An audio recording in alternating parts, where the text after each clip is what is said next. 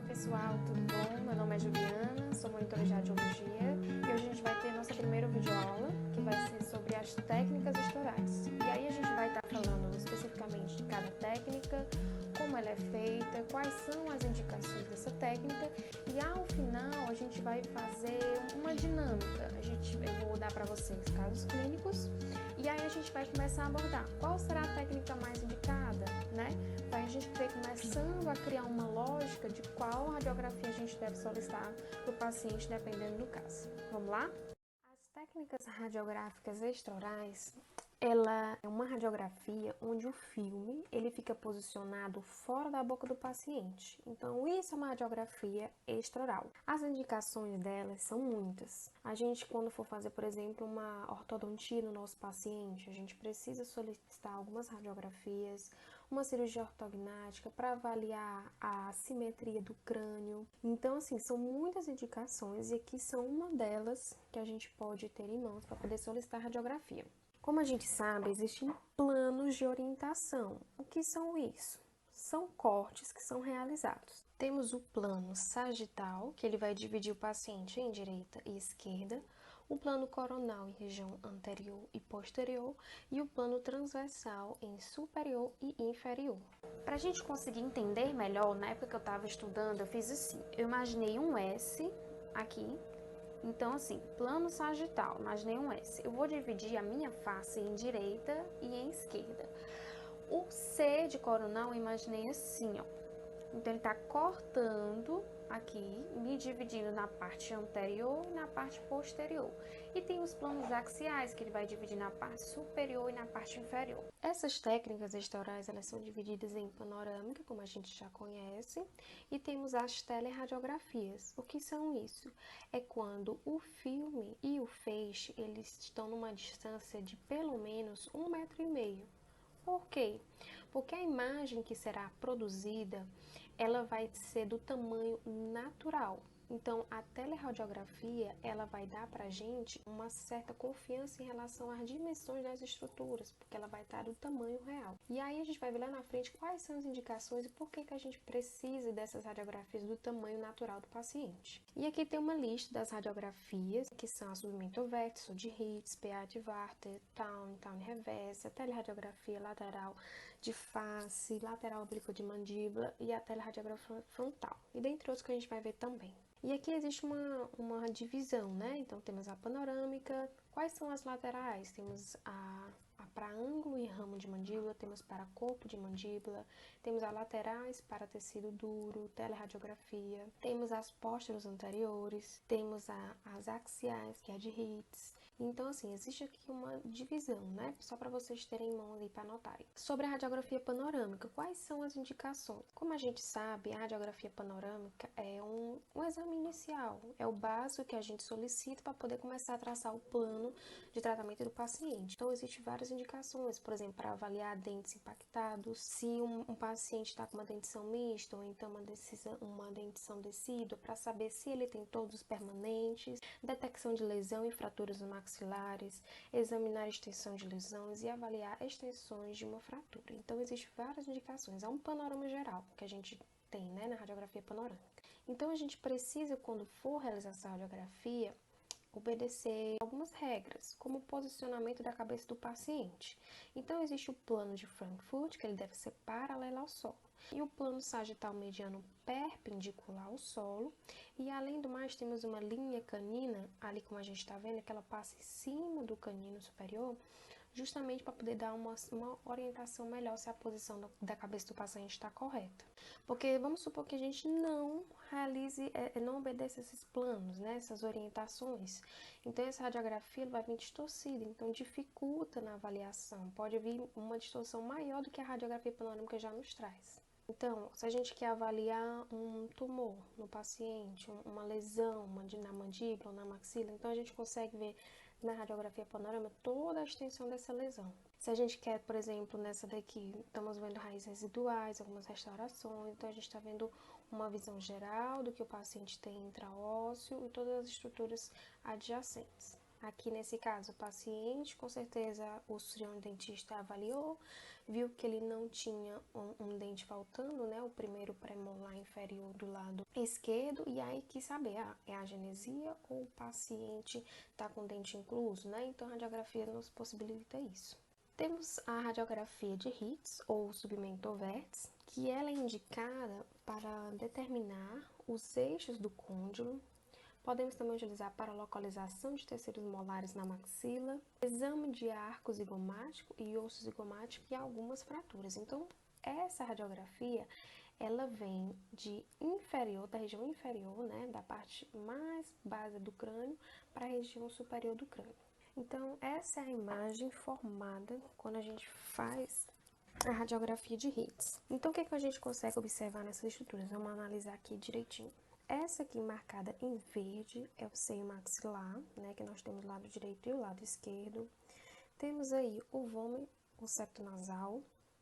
Temos aí o forame redondo, o forame espinhoso. A gente consegue observar o seio etmoidal. Aí, circulado em verde, temos o forame magno. Nessa linha azul, a gente consegue observar o contorno do côndilo. Em amarelo, temos o seio esfenoidal, então é mais para posterior. Temos a espinha nasal posterior. E aí, marcado em azul escuro, nós conseguimos analisar o arco zigomático. E essa setinha está apontando, vocês estão vendo aí que são várias célulazinhas que tem um contorno radiopaco e no centro é mais radiolúcido. Então, essas são as células aéreas mastoides. Como é que fica a posição do paciente quando a gente vai fazer essa tomada radiográfica? Então, o paciente vai inclinar totalmente a cabeça para posterior e aí a gente vai ver uma formação de uma linha. Vamos imaginar uma linha imaginária que sai lá da órbita até o meato.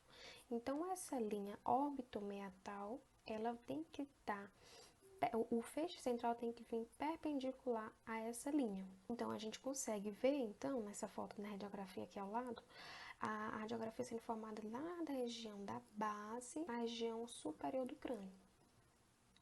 Então, anota aí, quais são as principais indicações quando a gente quer avaliar zigomático e arco zigomático, o seio esfenoidal, a espinha nasal posterior, o côndilo mandibular e as células mastoides. Então, assim, as estruturas que a gente consegue ver melhor nessa radiografia. Temos também a PA de Vates, que é para indicação para seios faciais. Vamos relembrar? Seio frontal, seio esfenoidal, etmoidal e o seio maxilar. Então, nessa radiografia de Vates, a gente vai conseguir ver todo o contorno nasal. Então, se a gente quer ver se o paciente tem uma fratura em órbita, então a gente consegue ver nessa radiografia melhor. O seio maxilar, como eu falei, verificar se o paciente tem ou não sinusite, porque quando o paciente tem sinusite, essa secreção dentro do seio vai formar um muco que a gente vai ver ele mais radiopaco, não vai ficar tão radiolúcido. Pesquisa de corpos estranhos, por exemplo, a gente vai fazer uma cirurgia e sem querer colocou dentro do seio uma raiz. Então a gente consegue avaliar direitinho essas estruturas dentro dos seios. Como é que fica a cabeça do paciente? Aqui nessa imagem a gente consegue ver que o paciente ele encosta apenas a região de mento e inclina um pouco a cabeça para trás. Nessa aqui ele está com a boca aberta e a paciente aqui real ela está com a boca fechada. Então já a gente vai ver quando é que a gente pede, por que a gente pede para abrir ou ficar de boca fechada. Então tá aqui a imagem formada, né? O paciente ele vai o feixe central, o raio central principal, ele vai passar ali na região perto do forame infraorbital, certo? E aí a gente está vendo do nosso lado esquerdo uma radiografia com o paciente com a boca fechada e um com a boca aberta. Então, temos o seio frontal, certo? Que está grifado em laranja. Temos o contorno da órbita em verde. Então, a gente consegue também ver direitinho o contorno nasal que está na linha roxa, o septo nasal em laranja, o seio maxilar, então a gente consegue ver a região anterior, posterior. Ali, ó, quando eu falei em relação à boca aberta, em azul, a gente tem ali qual é esse seio, quem lembra?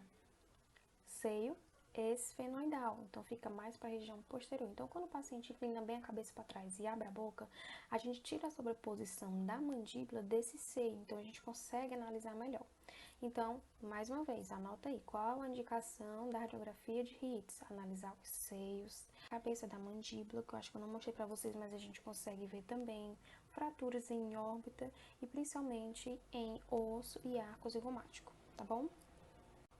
Agora vamos ver a PA de mandíbula.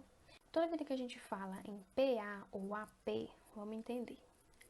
P de posterior e A de anterior. Então, se o P vem antes do A, então quer dizer o quê?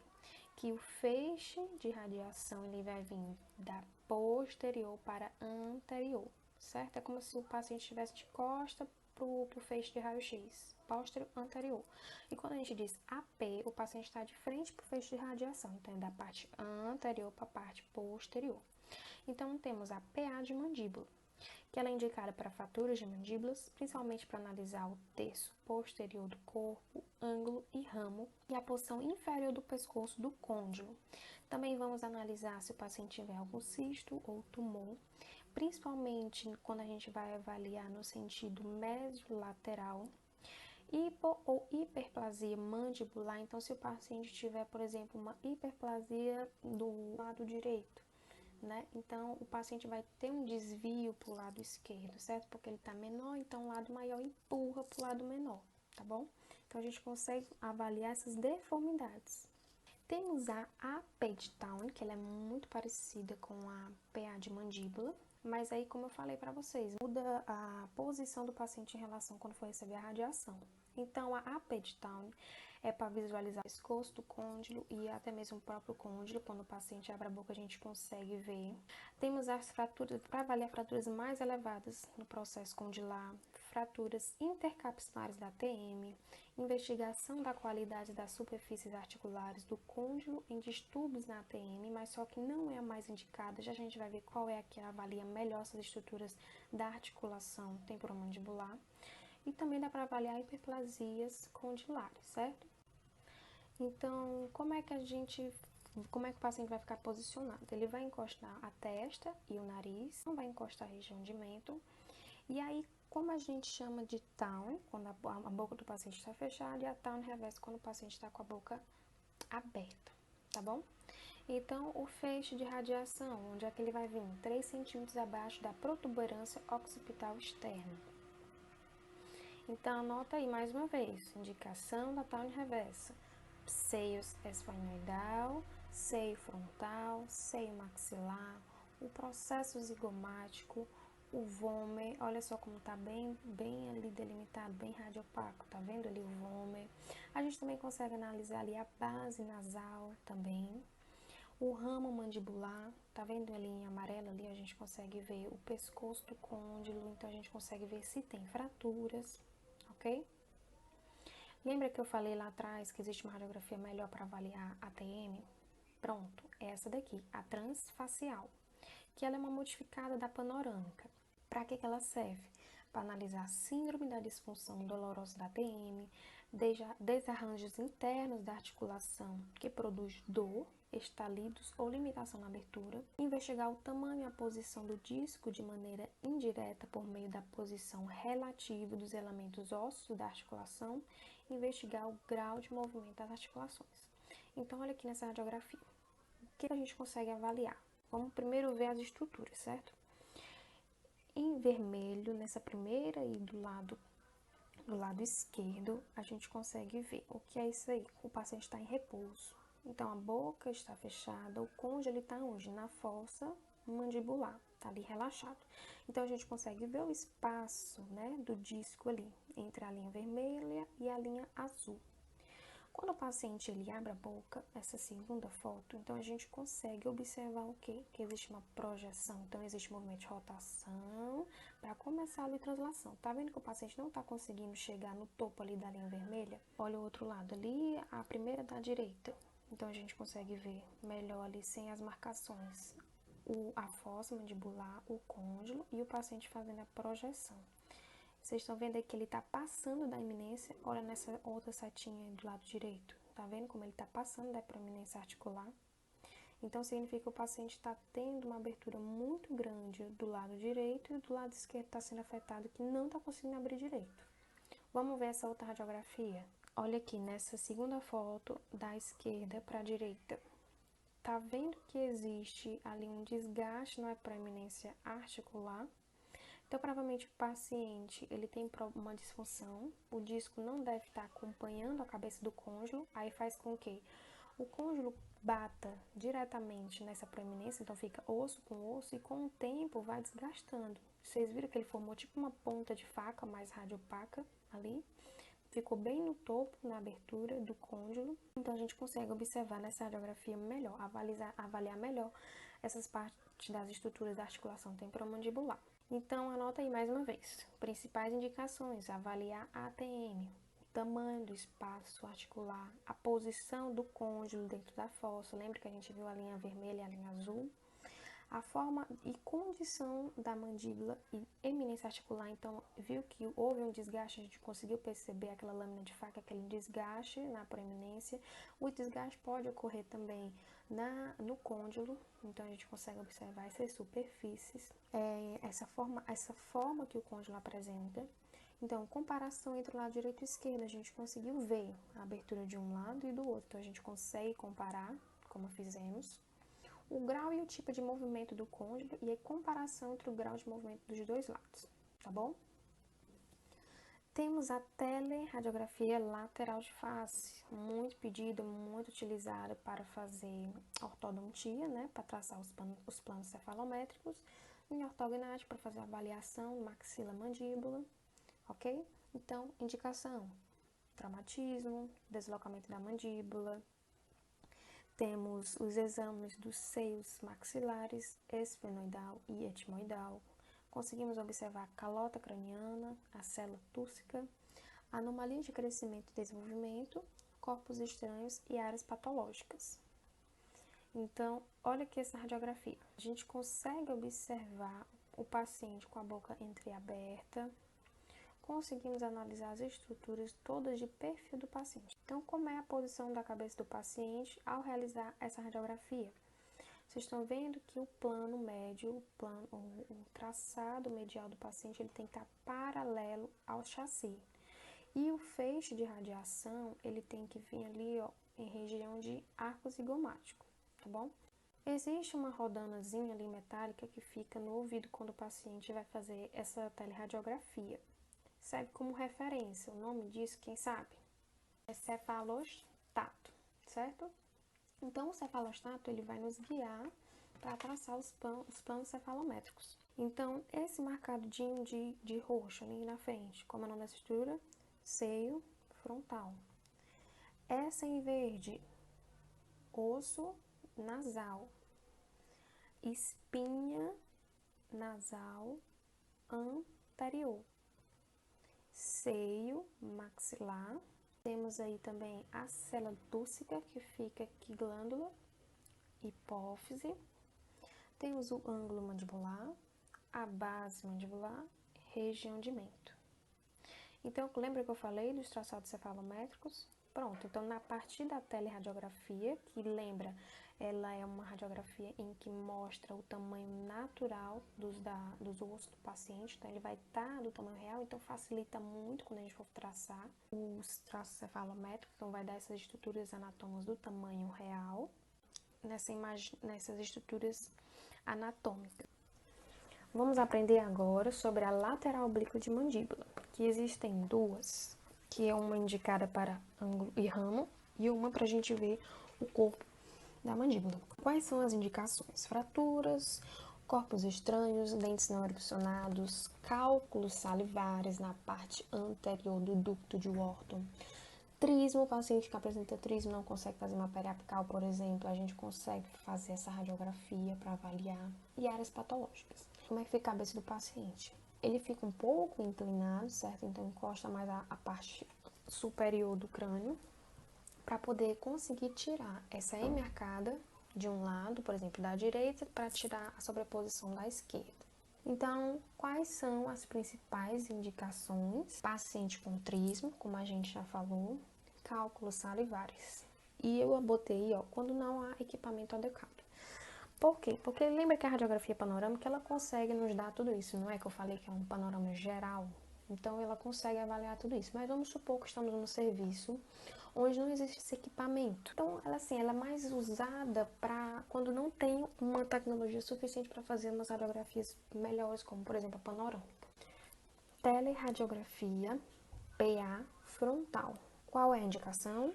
Ossos da face e crânio para avaliação do crescimento. Então, nessa radiografia, a gente consegue observar ao mesmo tempo o lado direito e o lado esquerdo. Então, a gente consegue ver se tem um lado maior ou não do que o outro, em relação ao desenvolvimento, né, do crânio, relação esqueletal, simetria, processos patológicos. Vamos supor que o paciente tenha um tumor na mandíbula, uma lesão, e que essa lesão está causando expansão óssea. Então, a gente consegue ver essa dimensão dessa expansão através dessa radiografia frontal. Então, vamos supor que o paciente tem uma fratura, por exemplo, LEFA 1, 2 ou 3. Então, nessa radiografia, a gente vai conseguir avaliar essa extensão dessa fratura. Como a gente consegue observar todo o contorno da órbita, a gente vai ver se tem alguma fratura. Então, a gente está vendo que o contorno está bem legalzinho, mas chega numa parte que ele tem uma quebra, existe uma falha, então a gente começa a suspeitar que tem uma fratura naquela região. Conseguimos avaliar o seio maxilar e o processo coronoide. Então, repetindo, olha nesse desenho aí embaixo, a gente tem os seios, né, como eu falei. Então, temos o seio frontal, o seio etmoidal, que fica mais anterior, o seio esfenoidal, mais para posterior. Então, quando a gente tem uma frontal, esse seio etmoidal, ele fica sobreposto ao seio esfenoidal, certo? Ó, em verde, seio frontal, etmoidal, que lá atrás a gente consegue observar o seio esfenoidal, que está sobreposto, né? Temos o seio maxilar, temos aí o septo nasal, né, o vômer, marcado em azul. Amarelo, a base nasal, que se conseguimos ver então todo o contorno nasal, que a gente consegue avaliar se tem alguma fratura. Outra técnica extraoral, que é utilizando o filme oclusal. Mais uma vez, estou no serviço, estou num posto de saúde, né? Uma criança se acidentou, caiu, machucou essa região de mente, a gente quer observar se fraturou ou não, e eu não tenho onde fazer uma técnica melhor para avaliar. Então, posso estar utilizando esse filme oclusal para fazer essa radiografia. Então, o paciente, ele pega o filme, bota paralelo à linha média facial, e aí a gente faz a tomada radiográfica com o equipamento, né, com a máquina que a gente usa para fazer as radiografias intraorais. Se ele botar mais para a região média da face, a gente vai conseguir observar o que nessa radiografia? É um pouco estranho, mas vamos tentar avaliar, certo? Então, o paciente está de perfil. Esse mais pontiagudo é o osso nasal, então se tiver fraturado a gente consegue observar muito bem nessa imagem. E essas são as indicações. Tomografia convencional. Eu posso solicitar, por exemplo, se eu quiser fazer uma avaliação para colocar um implante, né? Estudo de dentes inclusos para avaliar, por exemplo, a relação dele com o seio maxilar. Estudos de áreas patológicas da ATM, certo? Então, a radiografia, como ela está sendo mais usada, mais fácil acesso, essas radiografias extraorais estão cada vez mais ficando em desuso, né? Por conta da tomografia, que ela nos dá uma imagem melhor. A tomografia computadorizada, ela é capturada nos planos axiais, e a partir desses planos axiais, vai sendo reconstruídos outros planos que a gente viu lá anteriormente, o sagital e o coronal. E existe também, quando a gente faz as tomadas radiográficas, eles conseguem reconstruir em forma 3D. Então aqui, como eu falei, em relação ao implante, numa setinha verde, o canal mandibular. Então eu quero saber qual é a altura que eu tenho ali, que eu posso colocar o meu implante, né? Para avaliar essa relação da altura óssea, de qual implante eu vou colocar, até onde eu posso descer. Conseguimos também ver a articulação temporomandibular, então aqui a gente consegue ver a proeminência articular, o côndilo, ali na região posterior, o meato acústico. Bom, pessoal, é isso. E o próximo vídeo vai ser de casos clínicos. A gente vai avaliar e ver qual radiografia devemos solicitar para determinados casos, tá bom? Obrigada pela atenção e até a próxima. Gente, uma dica também que eu dou pra vocês é que na época que eu tava estudando, eu fiz um manualzinho, um livrinho, certo? E aqui, ó, por exemplo, eu coloquei a foto da radiografia, né? E coloquei aqui atrás a forma que o paciente fica posicionado para fazer a radiografia. E aí do lado vocês podem colocar algumas anotações, como indicações, bem direitinho que vocês quiserem anotar aqui do lado, tá bom? E aí fica bem legal para vocês levarem para estudar em revisão, prova, tá bom? Fica a dica aí para vocês.